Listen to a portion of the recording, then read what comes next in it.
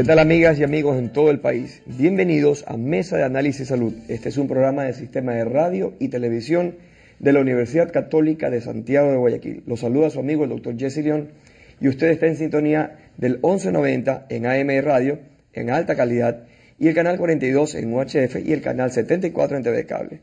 Además, estamos presentes en todo el territorio nacional, incluyendo las Islas Galápagos. Y llegamos al mundo también a través de www.ucsg.edu.es. Hoy hablaremos sobre uno de los principales temas de las enfermedades crónicas en los seres humanos. Me refiero a la hipertensión, enfermedad caracterizada por un incremento continuo en las cifras de su presión sanguínea, sobre todo en las arterias y en las venas. Para esto vamos a analizar a fondo un tema que se encuentra en este rato con nosotros en el estudio, el doctor César Mariscal. Doctor Mariscal, muchas gracias por venir al set, muchas gracias por aceptar la invitación. Sabemos que nos ha costado un poco de trabajo porque usted es un hombre muy ocupado, así que conseguir esta entrevista para nosotros fue motivo de mucha alegría. Bueno. Doctor Mariscal, bienvenido. Cuéntenos, ¿qué es la hipertensión? Bueno, ante todo, muchas gracias. Gracias por la invitación y es un placer compartir contigo, Jesse. Para decir qué es hipertensión arterial, primero voy a tratar de decir dos palabras sobre lo que es la presión arterial normal. ¿Ok? La presión arterial exactamente es eso, es la presión o tensión que se ejerce a nivel de las arterias. ¿Qué cosa genera esta presión a nivel de las arterias? Lo genera el flujo sanguíneo, el flujo, ¿no verdad? Que aunque redunde, fluye de una manera laminar, y la resistencia que estos vasos sanguíneos, que son como un sistema de tubos de mangueras, los vasos sanguíneos, las arterias, las arteriolas sobre todo, que generan un sistema de resistencia a ese flujo. O sea, como que detienen el fluir de la sangre. Exacto, ¿no? Si se quiere le generan una resistencia, ¿no? O sea, no lo logran detener obviamente, pero digamos que esa sería la idea básica. Doctor Mariscal, siempre la gente nos dice, ¿cómo se toma la presión? Y yo veo que usted va a su consultorio, en las conferencias que usted ha dictado, explica que se pone un tensiómetro, un manguito. ¿Podría mencionarnos cómo se hace la toma de la presión, doctor Mariscal? Sí, cómo no. Los médicos usamos, o cualquier persona, porque en realidad tomar la presión es un tema muy fácil, muy sencillo. Uno se lo puede hacer en la casa, además debería hacérselo. Se aplica un presurómetro, un tensiómetro, ¿no verdad? Todos han visto que este es un mango, ¿no verdad?, que está conectado por una manguera a una perita que insufla a este mango. Entonces lo que uno hace cuando insufla el mango es que le está metiendo presión a este mango. Entonces, ¿la idea cuál es? La idea básica es que yo ejerza tanta presión sobre el brazo, tanta presión, que esa presión ocluya por completo a la arteria que cruza por aquí, que es la arteria humeral. Entonces no pasaría sangre. No pasa sangre. Correcto. Entonces yo estoy obstruyendo el flujo de la sangre.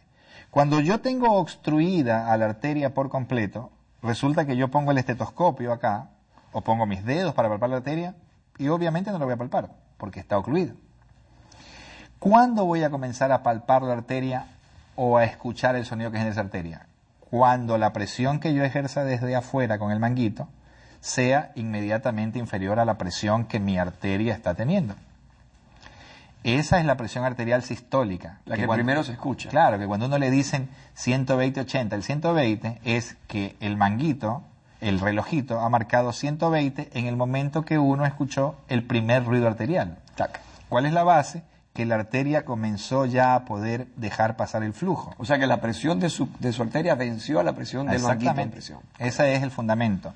Y el médico o la persona que toma la presión sigue auscultando, ¿verdad? Sigue auscultando la arteria y va a escuchar un ruido que es tac, tac, tac, tac. ¿Cuándo va a escuchar el último ruido? Cuando la arteria esté totalmente permeable. Es decir, que la presión del manguito no influye en nada. Ya no influye en nada, porque la presión del manguito que ha bajado ya no es ni siquiera lo suficiente para comprimir mínimamente la arteria. Perfecto. Entonces, cuando uno le dicen 120-80, lo que uno dice es, escuché el primer ruido cuando el relojito iba en 120 y el último ruido cuando iba en 80. ¿Cuál es la base fisiológica de eso? Que una arteria que está totalmente tapada por el manguito o totalmente libre, porque ya el manguito no ejerce presión, eso no genera sonido. Solo se genera un sonido, el tac, tac, tac, en el momento que la arteria está parcialmente abierta. Si está totalmente cerrada o totalmente abierta, no genera sonido. Esa es la base. ¿Qué sucede a nivel fisiológico? El corazón es una bomba muscular. El corazón late con determinada fuerza. El corazón tiene esta fase que se llama sístole y una fase de llenado que se llama diástole. Entonces, en la sístole, el corazón lo que hace como bomba es justamente eso, bombear una cantidad de sangre. O sea, se saca la sangre del corazón hacia las arterias. Se saca la sangre y va hacia la arteria como un jet, ¿no es verdad? Ese volumen que se ha eliminado en la sístole, ese volumen sistólico, genera una presión, que es la presión sistólica, y la presión diastólica se genera porque esas arterias, sobre todo en las partes más distales, pensemos las arterias como un tubo que se va así dividiendo, cada vez dividiendo, en ramas más finas. Las ramas más finitas del sistema arterial se llaman arteriolas, y a nivel de esas arteriolas hay un mecanismo de resistencia o de oposición al flujo de sangre, que es el que marca la presión arterial diastólica. Cuando a la gente le falla algo en la presión, está típicamente la mujer joven que se asusta porque un día pierde conocimiento y tiene un síncope. Lo que le pasa es que no regula bien el tema del control de la presión arterial, o porque la frecuencia cardíaca no sube de manera apropiada, o porque la resistencia de los vasos sanguíneos no se ejerce de manera apropiada. Increíble. Entonces eso hace que la presión arterial baje. Al revés, los mecanismos probables propuestos para hipertensión arterial sistodiastólica son justamente un incremento en el volumen sistólico y un incremento a nivel de las resistencias vasculares periféricas, porque justamente son en vasos arteriolares, que están en toda la periferia del organismo. ¿Sí? Entonces, eso es la presión arterial a nivel fisiológico. Eso es lo usual, lo normal. Eso es lo usual. Esa es la presión arterial, cómo se toma, que son dos conceptos importantes que la comunidad maneje, si se quiere, me parece que está bien. Y bueno, y de otro lado está el tema de las personas que tienen un problema de salud, que es el tema que nos va a ocupar hoy, que es la hipertensión arterial. ¿Sí? Correcto. Es decir, lo que hemos hablado en estos primeros minutos es lo usual, lo convencional, lo que debe ser en condiciones normales. Lo fisiológico. De aquí en adelante vamos a hablar de la fisiopatología, es la alteración de un proceso normal. Exactamente. Entonces, ¿qué es la hipertensión, doctor? Claro. Para usted. Bueno, la hipertensión arterial, a ver, interesantemente, ¿no? Para que quede el concepto. Cuando uno le dice, mire, la presión arterial máxima es 140/90 o 130/85, ¿qué le están diciendo a uno? Que si uno tiene presiones por encima de esos valores, ¿sí? Si uno tiene presiones por encima de esos valores, algo pasa que ya no está bien. Entonces, ¿de dónde salieron los primeros datos para decir hasta aquí la presión es normal o ya no es normal? ¿De dónde? Salieron de los estudios observacionales, epidemiológicos. Entonces, siempre la ciencia, la investigación trató de establecer qué cosas afectaban o afectan a los seres humanos en su salud. Entonces de ahí se miden múltiples variables, múltiples parámetros. La presión, el azúcar, el colesterol, el peso, lo que quieras. Entonces, ¿qué es lo que pasa? Cuando dijeron, analicemos el tema presión arterial, dijeron, uy, los pacientes que tienen más de 140/90, se ve que tienen un incremento en el riesgo de algunas enfermedades vasculares. Entonces dicen, uy, estos pacientes resulta que tienen más problemas vasculares cerebrales, que tienen más problemas arteriales en general, a nivel del fondo de ojo. Es decir, empezaron a hacer las relaciones entre presión altas o mayores niveles de presión y complicaciones. Exactísimamente. Mejor explicado imposible. Gracias por el resumen. Ese es el tema. La correlación lineal que había entre niveles de presión por encima de determinados puntos y algunas complicaciones clínicas que evidentemente fueron atribuidas a la hipertensión. Segundo paso, dijeron, a ver, hagamos algo. Démosle medicación y démosle las medidas higiénico-dietéticas a estos pacientes para bajarles esas cifras y veamos qué pasa. Segundo gran dato, el impacto que hubo en reducir las cifras de presiones arteriales, el impacto positivo que hubo en disminuir esas complicaciones médicas relacionadas con los valores altos de presión, fue impresionante. Los eventos cardiovasculares. Entonces de ahí sale el dato de que la presión arterial debiera ser, en un momento se consideraba menor a 140/90. El asunto es que obviamente el tiempo, como todo en la vida, se encarga de muchas cosas. Y el tiempo mostró que en realidad probablemente esa presión de 140/90 tal vez era alta porque en realidad seguía habiendo en los grupos pegados a 140/90 un incremento de algunas patologías. ¿Qué hizo el mundo y qué hace la investigación médica? Y la investigación médica trata de consensuar al respecto de todos los ítems que uno tiene que valorar. Y este consenso lleva a que se junten grupos en todas partes, grupos líderes de opinión A nivel mundial. que marcan las líneas guías o pautas de manejo de las diversas patologías. Entonces, existe un comité, JNC por sus siglas en inglés, el Joint National Committee, para establecer valores en hipertensión arterial y manejo de hipertensión arterial, y ellos han ido modificando de alguna manera las cifras, y en realidad, para sujetos normales, entre comillas, normales, es decir, son hipertensos pero no tienen patología tipo diabetes mellitus, que es una tremenda enfermedad, o enfermedad coronaria o vascular definida, o enfermedad con afectación renal. Los que, digamos, no tienen un compromiso de uno de estos órganos, que se llaman órganos blancos, ¿no, verdad? Y no tienen compromiso, entonces uno dice, bueno, 130-85 lo voy a aceptar. Pero esa cifra, o ese punto de corte, vamos a llamar, esa cifra que uno aceptaría como normal en un sujeto no diabético, para un sujeto diabético es demasiado. Entonces, el grupo de alto riesgo, llámese diabéticos, llámese pacientes con enfermedad vascular coronaria bien definida, Renales. ¿sí? Renales, que uno tiene que proteger al riñón, hacer mecanismos de nefroprotección, entonces los puntos de corte para presión arterial bajan. Es decir, el médico se torna más estricto en la obtención de valores de mejor nivel. De mejor nivel. 120-75, 120-80. Entonces, en realidad, están establecidas estas pautas. ¿Por qué? Porque lo que uno quiere hacer finalmente es controlar una enfermedad, la hipertensión arterial, para controlar consecuentemente todas las patologías condicionadas por la hipertensión arterial. Que a propósito es muy interesante aclarar que la hipertensión arterial es un factor de riesgo, así lo llamamos, para enfermedad vascular, es decir, para enfermedad a nivel de grandes y pequeñas arterias. Es uno de los factores de riesgo. El otro factor de riesgo es ser diabético, ser fumador, tener sedentarismo, tener alteraciones a nivel de los lípidos, tener un nivel muy alto del colesterol de la lipoproteína, que se llama vulgarmente el colesterol malo, que en realidad no es un colesterol malo, es una lipoproteína, que es un transportador de un colesterol que está yendo a las paredes arteriales a hacer desastres.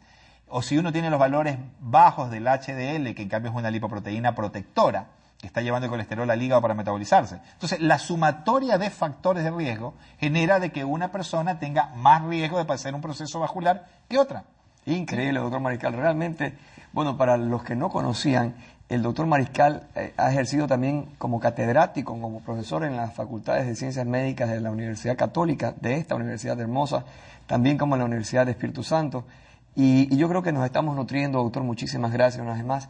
Pero ¿qué le parece si me permite pedirle que tomemos un receso, que vamos a permitir que nuestras amigas marquen a sus madres, a sus amigos, a sus compadres, a sus vecinos, para que se sumen a esta charla que usted está dando, este conversatorio, y de repente, pues, usted sabe, doctor, se sigue este programa por Twitter, por Facebook, lo pueden ver en YouTube.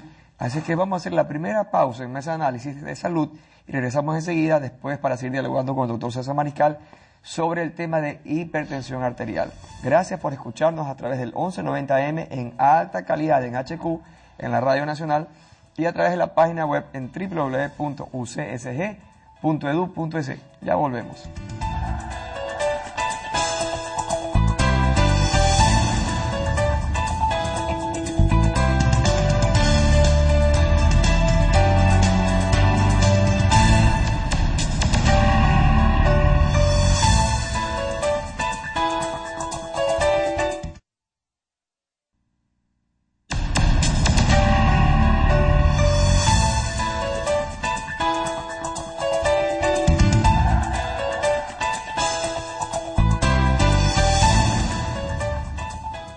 ¿Qué tal, amigas? Muchas gracias a ustedes que nos sintonizan en el 1190 en AM y por seguirnos aquí con el doctor César Mariscal. Estamos conversando sobre un tema importantísimo que es la hipertensión.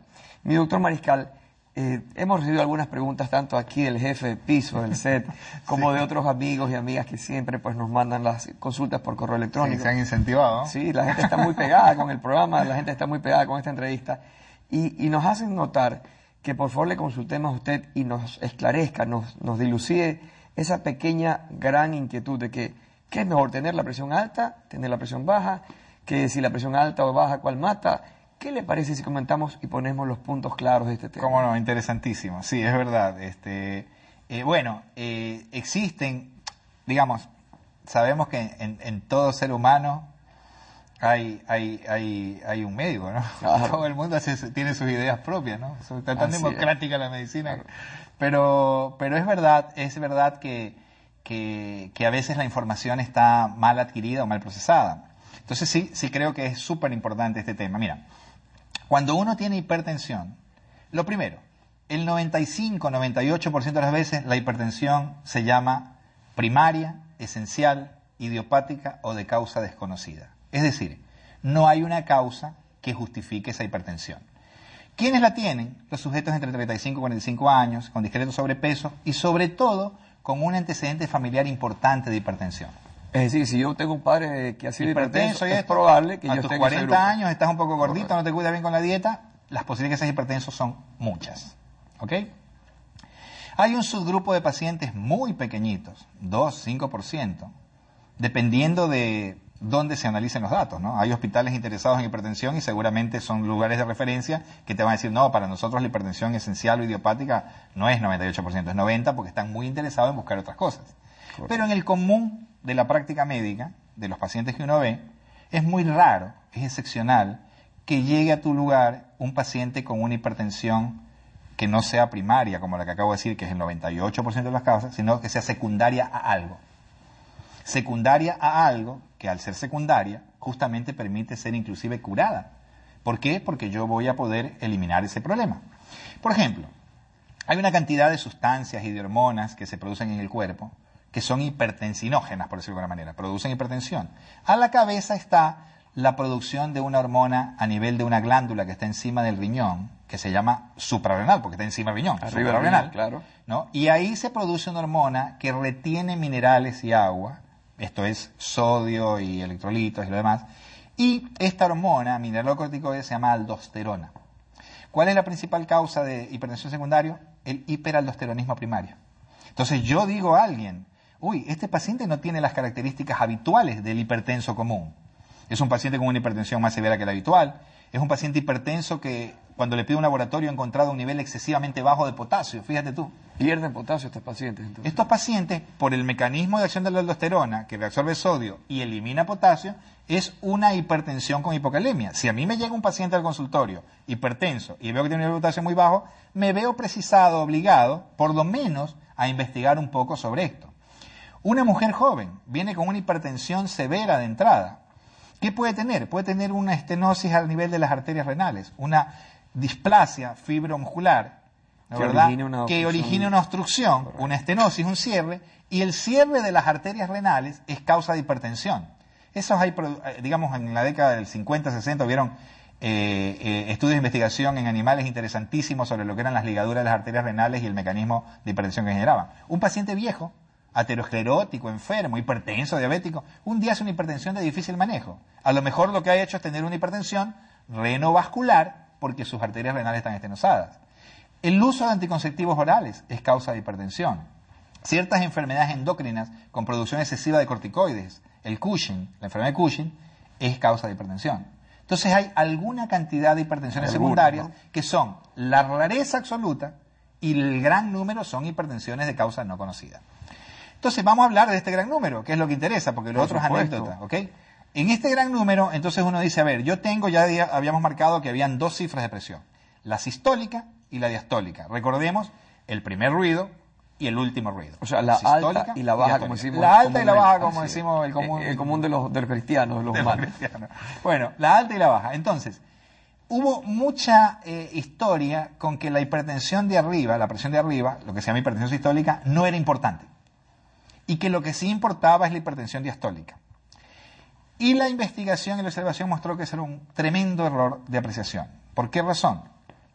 Porque la hipertensión sistólica, o sea, la presión alta, la de arriba, la presión sistólica, elevada, es una hipertensión muy característica del anciano. Tan es así que ese cuadro se llama hipertensión sistólica aislada del anciano. Es decir, a mayor edad, la presión sistólica se va a ir elevando, okay, se va a ir elevando. Ahora, ¿qué sucede? Pudiera ser que hay personas que tienen la presión alta, tanto la sistólica como la diastólica, se llaman hipertensos sistodiastólicos. Hay otros pacientes, generalmente el grupo de jóvenes a estos fines son 40, 45, 50 años, ¿no verdad? El target nuestro, digamos, ¿no? Así es. Entonces, estos pacientes tienen hipertensión básicamente diastólica. Y las personas mayores, muchos de ellos, tienen hipertensiones sistólicas aisladas. ¿Importa la hipertensión sistólica? Absolutamente que sí. Cuando se vio que la hipertensión sistólica, uno decía, no interesa, tiene 170 sistólico, eso no impacta. No, sí impacta. Impacta incrementando la morbilidad por problemas vasculares cerebrales y la mortalidad casi 2,5 veces. Increíble, doctor. O sea, Entonces, que es súper sensible, súper esencial esto. No, es esencial. Entonces, ¿qué sucede? Lo mismo que cuando había comentado el tema de cómo se definió la hipertensión en un primer paso y cómo después se vio la influencia que tenía tratar a la hipertensión para mejorar los problemas médicos. Exactamente lo mismo pasó con la hipertensión sistólica aislada. Entonces, si uno trata la hipertensión sistólica aislada, uno ve que los pacientes tienen una disminución en los estudios observacionales, ¿no? En los estudios de intervención, perdón. Uno ve que los pacientes tienen una reducción en eventos cerebrovasculares muy significativas. Conclusión, la hipertensión, sea sistólica o sea diastólica, ambas son igualmente importantes. ¿Sí? Ambas son igualmente peligrosas. Ambas son igualmente peligrosas, ambas son igualmente deleterias, ambas son igualmente nocivas. Entonces, no se puede descansar viendo un paciente con hipertensión sistólica aislada y dejándolo hipertenso. Eso no es correcto. Hay que tratarlo para bajar las cifras de presión arterial. En lo que tiene que ver con hipertensión sistodiastólica. La otra pregunta que nos había surgido en el estudio tenía que ver con, es la medicación que se toma por mucho tiempo. Correctísimo. Ese es otro punto, me parece, para... La pregunta era, yo tomo una dosis de X grupo de medicamentos en dosis bajas y con una solo tratamiento, se llama monodroga, un monofármaco en dosis bajas, es un hipertenso, probablemente si está bien controlado, un hipertenso leve en el peor de los casos. ¿Esta persona necesita un día cambiar de medicamento por algún motivo? No. Si llegase a perder eficacia en el transcurso de la evolución, cosa que puede pasar, porque las enfermedades son temas dinámicos. Claro que sí. Lo que hoy me sirve para controlar algo, tal vez mañana no me sirva. ¿Qué hacemos los médicos? Hacemos métodos de ensayo y error. Usted no está bien controlado con la presión, no está bien controlado con la diabetes, no está bien controlado con los lípidos. Entonces, ¿sabe lo que vamos a hacer? Yo le voy a incrementar las dosis y le voy a hacer algunos ajustes. Y voy viendo qué pasa. Según cómo vaya respondiendo el paciente, usted recalcula o cambia la dosificación. Es dinámico, Correcto. Entonces uno puede recalcularlo. ¿Cuál es la principal causa de que uno deba cambiar un medicamento? Los eventos adversos asociados con el medicamento. Las complicaciones que me puede dar una medicina. Exactamente. Entonces yo tomo un medicamento, por ejemplo, y me dematiza los pies. Me hinché los pies muchísimo. Me hinché los pies. Ajá. O yo tomo un medicamento y tengo una tos que no me deja ni descansar. Esa famosa garraspera nocturna. Esa garraspera Así que no puedo estar tranquilo. que muchos de nuestros televidentes identificarán, asociado con un grupo de fármacos que se llaman inhibidores de la enzima conversora de angiotensina, en la cual hay un montón en esa familia hay un montón de fármacos. Lo otro es de antagonistas del calcio. No importa, porque no quiero dar nombres, obviamente no es necesario. No es necesario, nombres comerciales, pero como grupos de familia de fármacos tienen eventos adversos. Entonces, si hay un evento adverso asociado a un fármaco, obviamente uno se ve precisado a cambiar la medicación.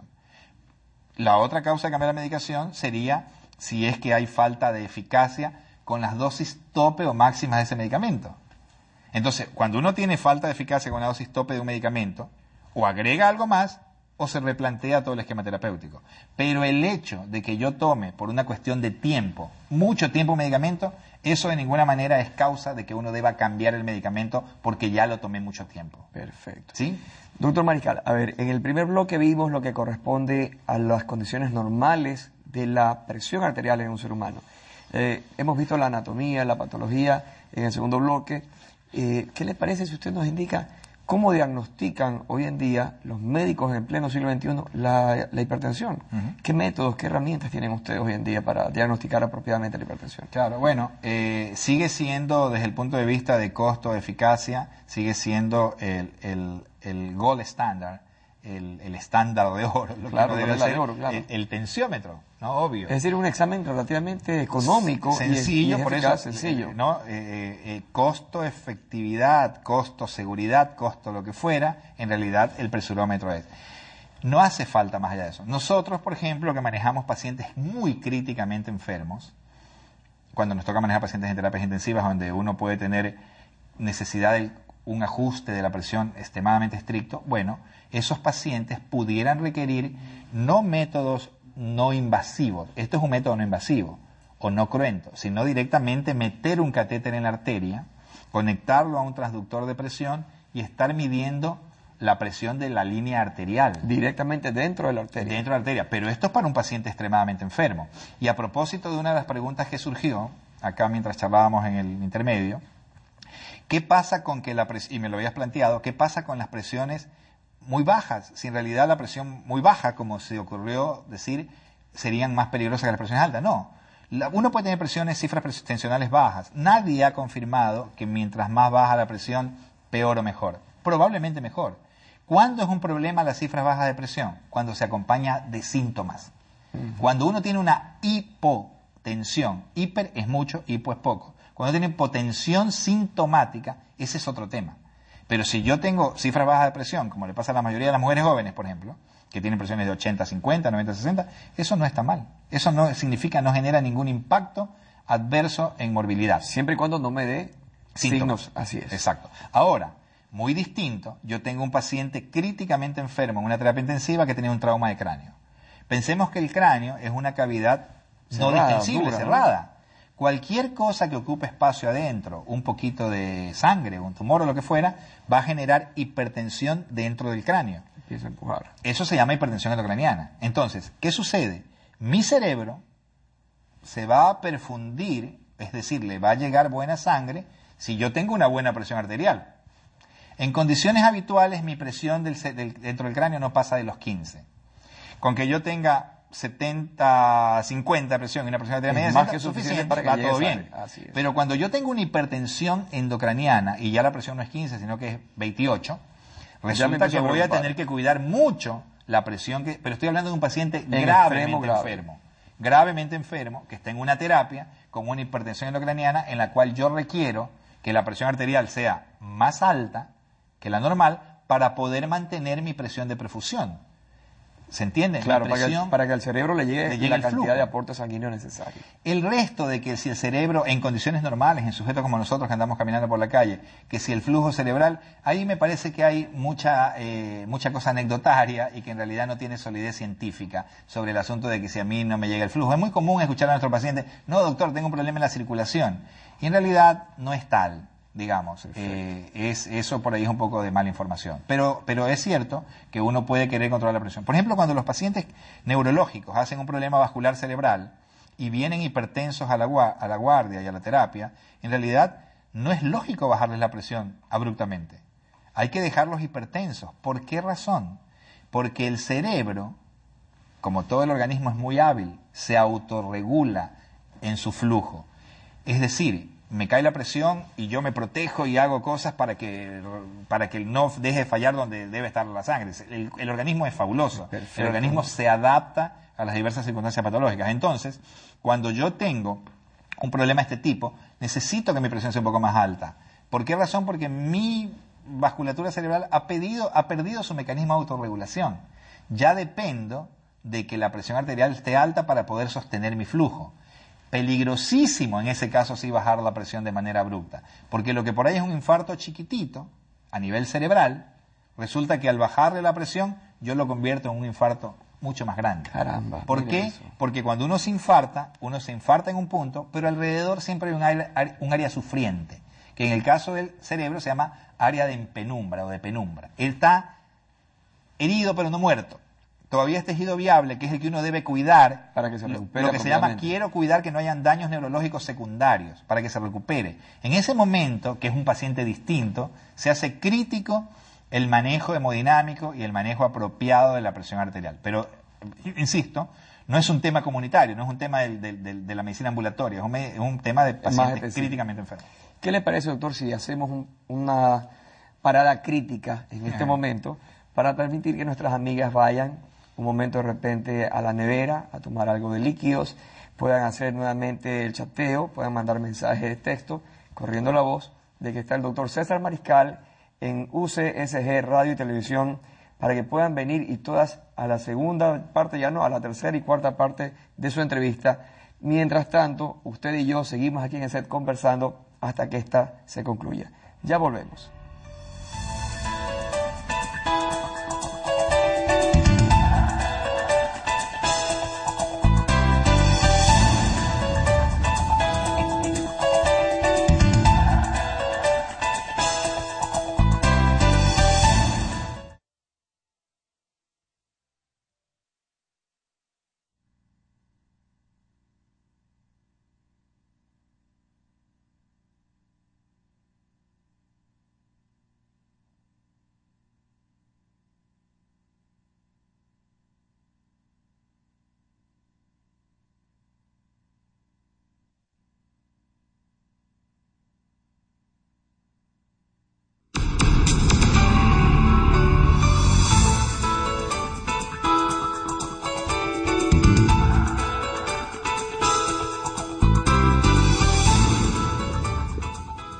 Muchas gracias, amigas y amigos, por continuar en sintonía de UCSG Radio y Televisión.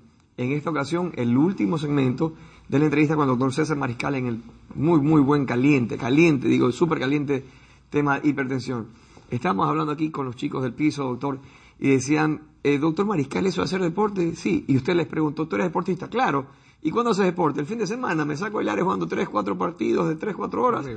¿Y podría explicarnos qué tan beneficioso o no beneficioso es ese tema? Sí, de todas maneras, es peor que no hacer nada. Pero en realidad lo que está descrito y estudiado y sobre lo que hay elementos claros, digamos, es sobre el ejercicio programado, extendido, como decía, diario, y no sobre esta situación de mandarse un partido de 3 horas un sábado, que generalmente después sabemos mucho por nuestra un guarito una cervecita, ¿no?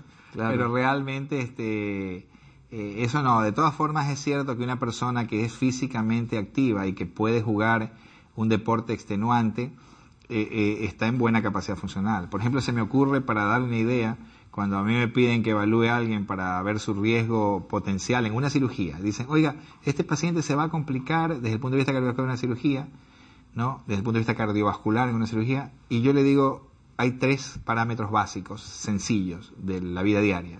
El uno es si ese paciente tiene o no tiene lo que se llaman predictores clínicos de enfermedades. Lo otro es qué tan compleja va a ser la cirugía. Y lo tercero es la capacidad funcional de los sujetos. Un sujeto que juega extenuantemente tenis 1 o 2 horas, o que puede hacer una actividad enérgica desde el punto de vista de consumo calórico y físico, está bien. Está bien desde el punto de vista de que es una persona que evidentemente puede tolerar un estrés como una cirugía. Pero eso no significa que se pueda extrapolar o que se pueda aplicar al tema que estamos tratando. Es decir, si alguien juega el fin de semana y todo, devela que probablemente ese hombre está en bastante buen estado. Si se quiere, una persona que se aguanta 3 horas de ejercicio físico externo. Lo que no es correcto la forma, pero sí indica que, por lo menos, vuelvo a decir, para el tema relacionado con una evaluación perioperatoria está bien, pero desde el punto de vista de lo que tiene que ver con su salud, a los fines que estamos hablando, de factores de riesgo, de impacto en mejor control de la presión arterial y todo, sobre eso no hay datos. Probablemente no sea lo mejor. Pasemos a contemplar de que este tipo de ejercicio de 3 horas abruptamente el fin de semana no es lógico, no es bueno, se va a acompañar de una cantidad de cosas ortopédicas, de lesiones y lo demás, y realmente es más caro el remedio que la enfermedad, digamos. Entonces, difícil, no es lo recomendable, ¿no? Lo recomendable es otra cosa, lo recomendable es ejercicio diario. Doctor, me pregunta Valeria por el apuntador, ella le dice, a mí me gusta tomar de vez en cuando mis copitas, y ha escuchado entre sus amistades que también el beber alcohol puede hacer desencadenante de elevaciones de nivel de presión arterial. ¿Es cierto o qué tan verdad o qué tan mito es eso? Es cierto. El alcohol es uno de los tóxicos, digamos, que se relaciona con hipertensión y que se relaciona con complicaciones de la hipertensión. ¿Sí? Los pacientes con hipertensos, con consumo de alcohol, tienen bastante, digamos, tienen bastante afectación a nivel neurológico, problemas vasculares cerebrales. O sea, el paciente alcohólico, definitivamente el consumo exagerado de alcohol se relaciona con hipertensión. El consumo exagerado de alcohol se relaciona con algunos problemas cardiovasculares, se relaciona con arritmias, con una arritmia que se llama fibrilación auricular, se relaciona con que el corazón se puede afectar al grado tal que se dañe tanto, que se dilate, se llama miocardiopatía dilatada alcohólica. Qué barbaridad, y eso genera ¿no? insuficiencia cardíaca. Entonces el alcoholismo realmente, igual que el tabaquismo, No es beneficioso condenado para nada. por completo. Lo que sí es cierto es que consumos muy moderados, sobre todo estudios con vino tinto, parecería que incrementan los niveles de esa grasa que pasamos muy al tocar al principio, que se llaman HDL, de la lipoproteína. HDL significa lipoproteína de alta densidad, ¿no? Viene de las siglas en inglés High Density Lipoprotein. Entonces, esa lipoproteína es un transportador que está llevando colesterol al hígado para metabolizarse. Mientras más HDL yo tenga, cuando me piden el laboratorio, HDL muy alta, buenísimo. Ese HDL parecería ser influenciado por el vino tinto. Perfecto. O sea que una copita de vino tinto de repente, no a cada rato, sino muy esporádicamente, puede beneficiar mis niveles de HDL y por lo tanto, pues, es una especie de cardioprotección. Exactamente, decir, exactamente es una especie de cardioprotección, definitivamente el HDL. En ciencia, ¿no? Sería bueno aclarar a la comunidad, en ciencia siempre hay gente que esgrime un argumento y cree que esa es la verdad absoluta, ¿no? A mí me ha tocado escuchar a la persona que más defiende el tema del vino en el impacto positivo en problemas cardiovasculares como un cardioprotector, y tú lo escuchas al hombre con tablas estadísticas, entonces tú te comes. Pero en realidad las cosas hay que tomarlas con mucha mesura, con ¿no? mucha mesura, ¿no? Y poner y entender que todo tiene un punto justo. Si tú te pasas ese punto justo, evidentemente todo va a estar mal. Casualmente, si yo me paso unos segundos, unos minutos más, nos van a botar del set, doctor. Lamentablemente, usted sabe, la entrevista ha sido espectacularmente muy, muy agradable, gracias a usted. Pero todo tiene su final, nada dura para siempre, dice la canción famosa de Héctor Lavoe. Así es que, lamentablemente, doctor Mariscal, nos quedamos con muchas preguntas todavía, nos quedamos picados, así es que yo creo que tenemos que invitarlo, ojalá que usted, doctor, en su agenda, pues nos dé un tiempito, pero lamentablemente tenemos que despedir el programa. Aquí vamos a concluir agradeciendo, por supuesto, a todas nuestras amigas y amigas por habernos acompañado junto al doctor César Mariscal, y los despedimos, no sin antes recordarles que el reprise es a las 13 horas, a las 21:30, y recordarles que pueden revisar todos nuestros programas en YouTube, así como también escribir sus comentarios, sugerencias a nuestra página en Facebook o en Twitter, o directamente a nuestro correo electrónico mesadeanálisis@ucsg.tv. Nos veremos en una próxima ocasión en una nueva mesa de análisis. Como siempre me despido, su amigo Dr. Jesse León. Un fuerte abrazo de todo corazón para ti. Hasta entonces.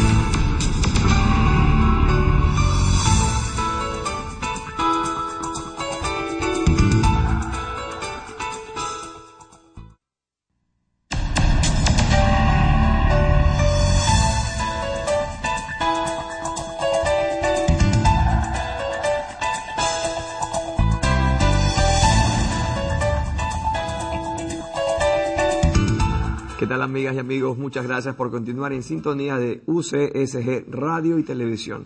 Continuamos con una entrevista que realmente está causando pues mucho interés con el doctor César Mariscal. Tratamos el tema de la hipertensión. En el receso, mi doctor Mariscal, habíamos hablado que existe la posibilidad de la hipertensión de consultorio, que es simplemente yo soy muy ansioso, muy estresado, muy nervioso, voy a mi médico y el hecho de asistir a su consulta me pone con mayor presión. Y de repente, pues me voy a la casa y puedo mejorar mi nivel de presión. O viceversa, cuando estoy con mi médico, me siento en confianza, mi presión usualmente tiene niveles convencionales. Pero cuando estoy en la oficina, cuando estoy en el canal, cuando estoy manejando, cuando mi novia me llama, cuando de repente, qué sé yo, recibo la llamada del extranjero que me dice, oye, tienes que venir acá, me pongo ansioso. Y eso origina picos y variaciones.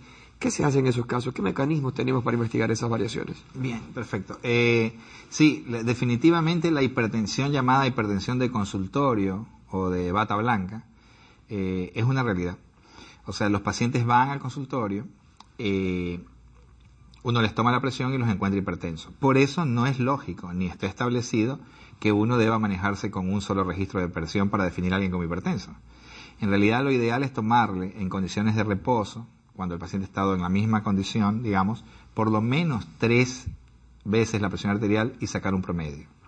Por ejemplo, en lo particular, yo he tenido la posibilidad de participar en algunos estudios clínicos para valorar antihipertensivos, estudios clínicos para la industria farmacéutica, en investigación clínica, y obviamente que ahí cuando uno va a tomar los valores de un paciente, no toma una vez y no, toma 3 veces consecutivas, con 1 a 2 minutos de separación entre una y otra, después de que el paciente haya estado 5 minutos sentado, le tomo la primera presión, tomo una segunda y tomo una tercera, como digo, con intervalos de 1 a 2 minutos, y saco un promedio.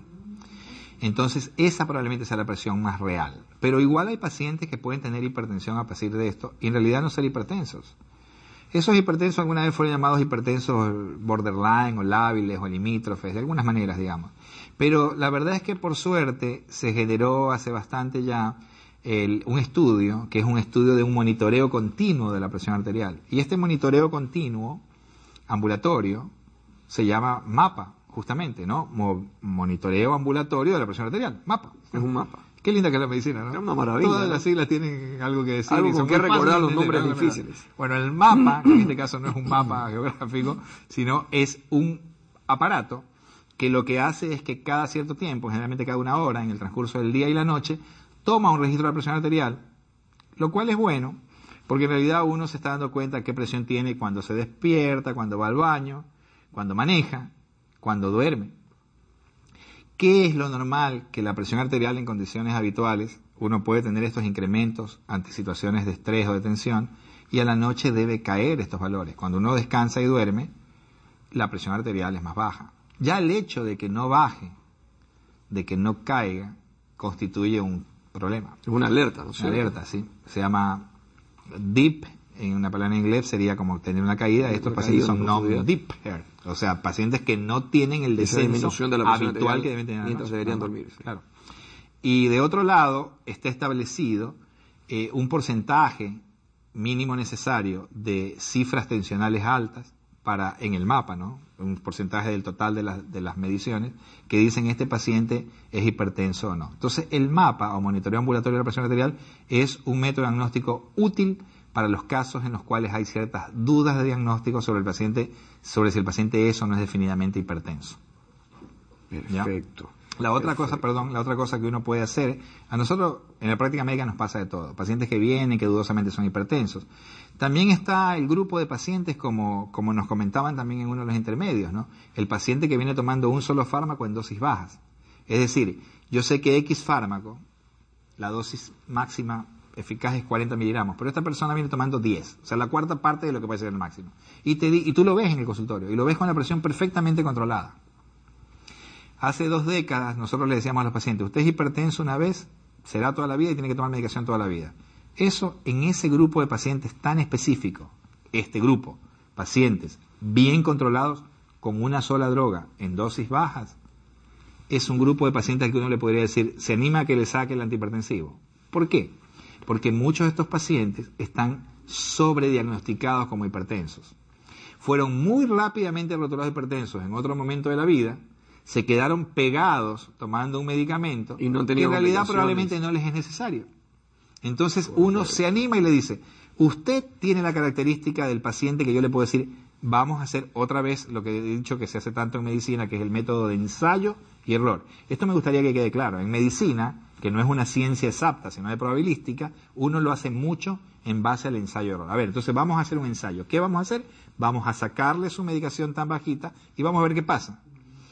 Todo está estudiado. ¿Qué pasa? 50% de los pacientes resulta que sí son realmente hipertensos y tú tienes que volverlo a la medicación. Y 50% tú les dices, no pasa nada, usted no es hipertenso. Y suspende indefinidamente la medicación. ¿Sí? ¿Por qué? Porque, te vuelvo a decir, también así como lastimosamente hay mucho subdiagnóstico. Es decir, poblacionalmente, muchos hipertensos no están diagnosticados. De los que están diagnosticados, se dice que la mitad están tratados, y de los que están tratados se dice que la mitad están bien tratados. O sea que en realidad por eso la hipertensión es un gran problema y sigue siendo un problema a nivel mundial. Pero también es malo que hayan pacientes hipertensos sobrediagnosticados. O sea, personas normales. Y que necesariamente están tomando medicación. ¿No? Porque tomar una medicación siempre es un riesgo.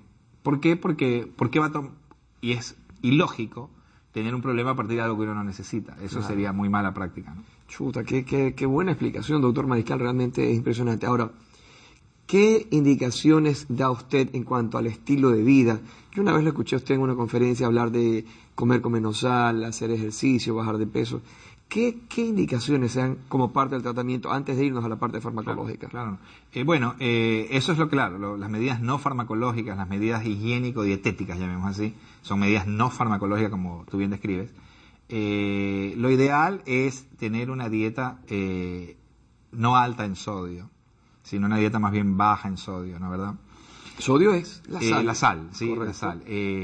Entonces, se ve que las poblaciones con bajo consumo de sodio tienen menor prevalencia de hipertensión arterial. Es decir, por ejemplo, allá en mi pueblo, el huevo, por ejemplo, el huevo frito, el huevo pasado, la tortilla. Yo me acuerdo que había una señora que sonaba riquísimo, pero tenía un hijo, el bandido, que le echaba, creo que le echaba medio salero en cada plato. Y realmente ese hombre terminó con un cuadro severo de presión arterial. Sí. Eso como para que nos quede claro. Entonces, menos sal en las comidas. Menos sal, menos sodio. Lo que se pueden usar son sales de potasio o inclusive promover la alimentación con alimentos ricos en potasio, que de alguna manera pudiera ser beneficioso en la hipertensión arterial. El otro tema que es central es el peso. Definitivamente los seres humanos tenemos un peso ideal, ¿no? Claro, un peso ideal. Entonces, para mí mi peso ideal es tal y yo estoy bien. Resulta de que yo paso a tener sobrepeso y comienzo con problemas, porque el sobrepeso está relacionado con estos factores metabólicos. Está relacionado con un síndrome que cada vez es más reconocido, que es un síndrome de la resistencia a la acción de la insulina, lo cual es malísimo, porque es terrible, ¿no? es un estado que precede a la manifestación clínica de la diabetes mellitus, que se relaciona con mayores problemas a niveles vasculares. Ese síndrome se llama síndrome metabólico y tiene que ver con, básicamente, en el gran porcentaje de casos, no siempre, en el gran porcentaje de casos, con personas que tienen sobrepeso o obesidad.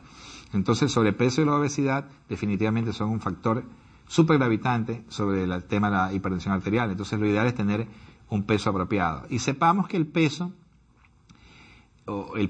distribuido, más allá de la masa muscular magra proteínica, lo que se distribuye como grasa, depende de un desbalance entre lo que uno ingiere en calorías, esto es así, y lo que uno consume por la actividad física y por la actividad basal del organismo.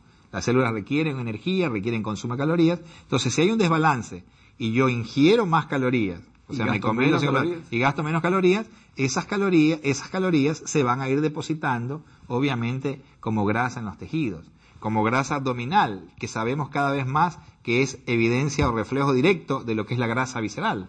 Entonces, en realidad, el peso hay que controlarlo. Y eso sería comiendo apropiadamente, comiendo una dieta normocalórica. Por mis kilos de peso yo requiero comer X cantidad. 22, 28 kilocalorías por kilo, bueno, esa es mi dieta para mi peso y debería hacer ejercicio. El efecto del ejercicio en todos los problemas de salud de este tipo, de ejercitación diaria de por lo menos 30 a 40 minutos de caminata, es indiscutible. Es indiscutible, hay evidencia científica clarísima. Necesitamos hacer ejercicio. Entonces habría que tratar de ajustar la dieta y hacer ejercicio. Yo le quiero hacer una consulta.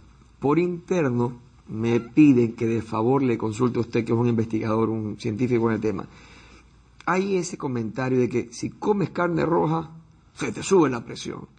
Que si comes esto, ¿qué tan cierto es eso de que comer carnes rojas me perjudica en mi salud y me eleva mis niveles de presión arterial? ¿Es cierto o es un tabú eso ahí? No, el tema pasa por lo mismo. Uno debe comer de todo. De todo un poco, ¿no? De todo un balanceadamente. Poco. Balanceado, porque ahí uno tiene exactamente las cantidades, los requerimientos diarios calóricos, proteínicos, de minerales, de todo está cubierto, ¿no? Eso es una dieta equilibrada, con carnes y vegetales, ¿no?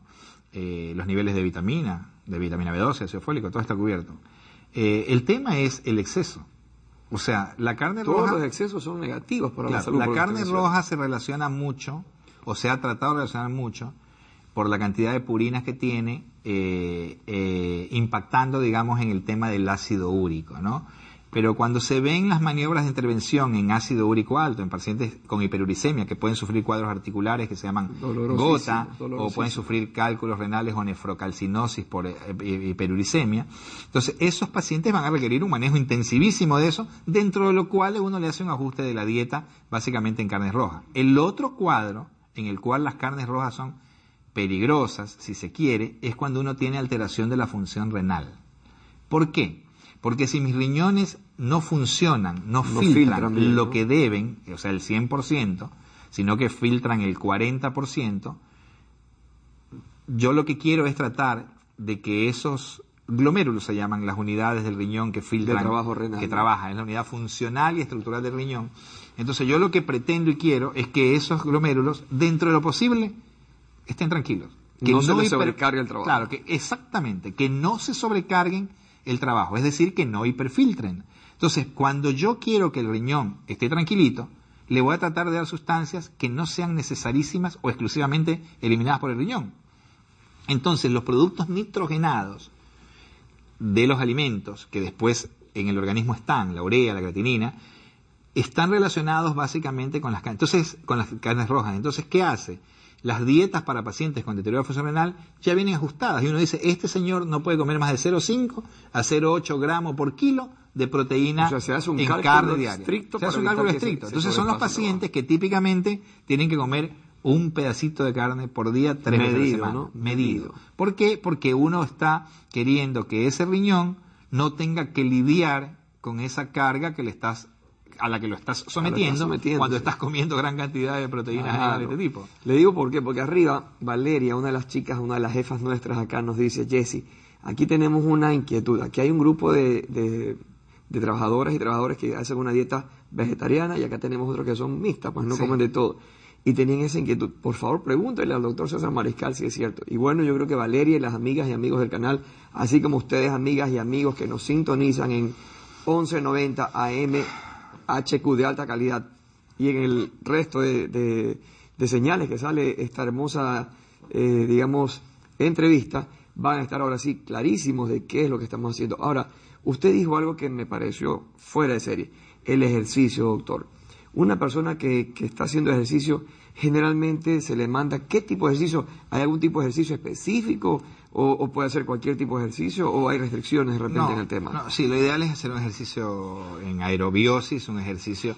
Lo importante es que nadie se exceda con las cosas, ¿no? Por ejemplo, yo tengo una chica que quiere de repente mejorar el tema y va a hacer bailoterapia, eso de baile que está de moda, ¿le va bien? Claro que sí. Caminata, bicicleta, doctor. Todo lo que tiene que ver con eso. Uno no tiene que hacer ejercicios de tensión, ¿no? Que son para otro objetivo. Claro, otro objetivo, así es. O sea, eso es como para tener un cuerpazo, digamos. Claro, como para ahora la temporada playera que se aproxima y usted quiere lucir de repente una figura espectacular. Pero no, la indicación médica del ejercicio es este ejercicio aeróbico, en realidad, además adaptado para cada sujeto, ¿no? Lastimosamente hay mucha gente que está limitada por los ejercicios por problemas de dolores articulares, lumbares, que son cosas. Y en ese rato, doctor Mariscal, a ver, César, yo le digo a usted recomienda hacer una vez a la semana, una vez al día o una vez... ¿Con qué frecuencia, con qué regularidad debe usted mandar un paciente a ejercitarse? Lo ideal sería hacerlo todos los días, pero en realidad por lo menos entre 3 o 4 días por semana sería aceptable. Pero lo ideal, ¿sabes lo que sucede? Que el ejercicio, como la dieta, como todas estas cosas, son un tema de constancia y de habituarse a. Entonces, a mí en lo personal me pasa. Yo voy a caminar a la caminadora y estoy un buen rato. Si dejo de llegar a hacer 2 días, el tercero ya no quiere ir. En cambio, muy distinto cuando vas todos los días. Entonces, la verdad es que realmente si uno quiere tener lo que se llama compliance, es decir, el sujeto se somete a eso y no deja de hacerlo, se adapta a eso, la adaptabilidad, lo ideal sería hacerlo diario, ¿no? Perfecto. Y disfrutarlo, ¿no? Hay que disfrutar lo que se hace, 100%. ¿Qué le parece, doctor, si disfrutamos la última pausa en Mesa de Análisis y Salud y regresamos con las conclusiones de este programa? Los invitamos y que nos sigan pronto.